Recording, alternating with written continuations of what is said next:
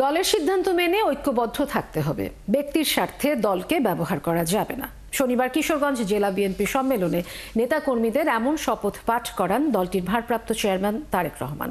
বলেন, ঐক্যবদ্ধ থাকলেই নির্বাচনে ধানের শীষের পক্ষে জনরায় আনা সম্ভব। স্বৈরাচার পালালেও অদৃশ্য শক্তি ধীরে ধীরে দৃশ্যমান হচ্ছে বলেও নেতাকর্মীদের সতর্ক করেন তিনি। কিশোরগঞ্জ থেকে শফিকুল হকের প্রতিবেদন। দীর্ঘ 9 বছর পর উৎসবের রঙে মেতেছে কিশোরগঞ্জ জেলা বিএনপি। ফ্যাসিস্ট মুক্ত বাংলাদেশে আগামী নেতৃত্ব নির্বাচনে এই ত্রিবার্ষিক সম্মেলন। নির্বাচনকে সামনে রেখে তৃণমূলকে উজ্জীবিত করতে এই সম্মেলনে বাড়তি মাত্রা যোগ করেছে দলের ভারপ্রাপ্ত চেয়ারম্যান তারেক রহমানের উপস্থিতি। রাষ্ট্রপতি জিয়াউর রহমান নগরীর পুরাতন স্টেডিয়ামে আয়োজিত এই সম্মেলনে প্রধান অতিথির বক্তব্যে বিভেদ ভুলে ঐক্যবদ্ধ থেকে পথ চলার নির্দেশনা আসে দলটির এই সাংগঠনিক অভিভাবকের বক্তব্যে।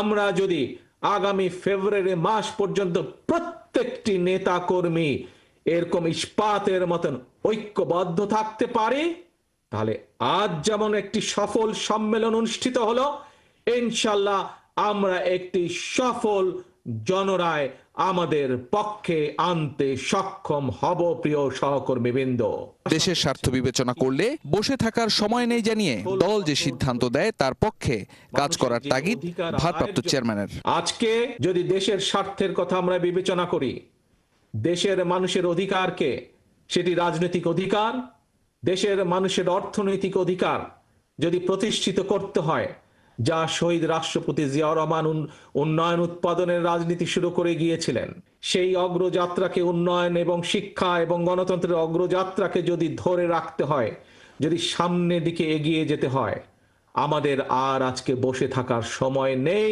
সম্মেলনে বিশেষ অতিথির বক্তব্যে বিএনপিকে জড়িয়ে যারা বিভ্রান্তি ছড়ায় তাদের কড়া সমালোচনা করেন দলের মহাসচিব মির্জা ফখরুল ইসলাম আলমগীর। যাদের কালকে জন্ম হয়েছে তারাও বলে, যারা 1971 সালে ভিন্ন জায়গায় ছিল, ভিন্ন অবস্থানে ছিল, তারাও বলে, তাদের জানা উচিত যে বিএনপি হচ্ছে সেই দল, যেই দল হচ্ছে ফিনিক্স পাখির মতো বহুবার চেষ্টা করা হয়েছে বিএনপিকে ধ্বংস করবার, বিএনপিকে ভেঙে ফেলবার, কিন্তু বিএনপিকে কেউ ভাঙতে পারেনি।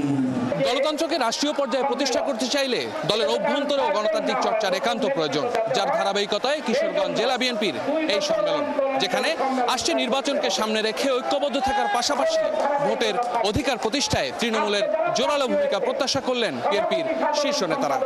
শফিকুল হক, ৭১, কিশোরগঞ্জ।